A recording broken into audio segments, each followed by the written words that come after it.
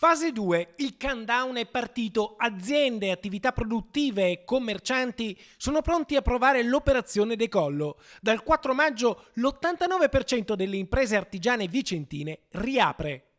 Le imprese che in questo momento stanno lavorando e che riprenderanno il loro lavoro il 4 di maggio lo stanno facendo in assoluta sicurezza rispetto a quelli che sono gli accordi nazionali del 14 di marzo e poi rivisti il 24 di aprile, e in queste aziende la sicurezza è assolutamente garantita. Ovviamente la ripartenza sarà in piena sicurezza, rispettando tutte le disposizioni del governo. In una corsa contro il tempo per recuperare il tempo perduto a causa dell'emergenza coronavirus, da lunedì 21.173 imprese artigiane su 23.766 del Vicentino rialzano le saracinesche. Tante ma non tutte, tra quelle che rimarranno chiuse l'88,33% sono imprese di acconciatori e di estetica che dovranno aspettare il 1 giugno, ma restano col freno tirato anche ristorazione e turismo.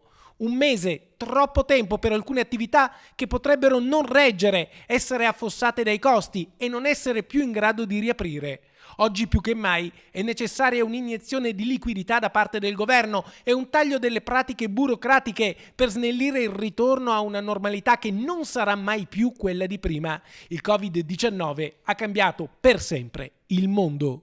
Ci stiamo battendo a livello romano, ma anche con la solidarietà della Regione Veneto e anche dei sindaci dei nostri territori, affinché ci sia la possibilità di riaprire prima, perché altrimenti la data del 1 giugno è una data troppo in là e ha a che fare con una difficoltà ulteriore e probabilmente anche con qualche impresa che non sarà in grado di riaprire.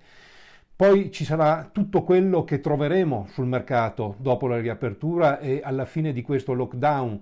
C'è una grande apprensione perché ci sarà un cambiamento dei consumi, ci saranno le persone che cambieranno quelle che erano le loro abitudini nel muoversi da casa, ci sarà una normalità che non è quella di prima, sarà una nuova normalità rispetto al quale le nostre imprese si dovranno adattare e dovranno mettere in campo anche nuove procedure nelle proprie lavorazioni.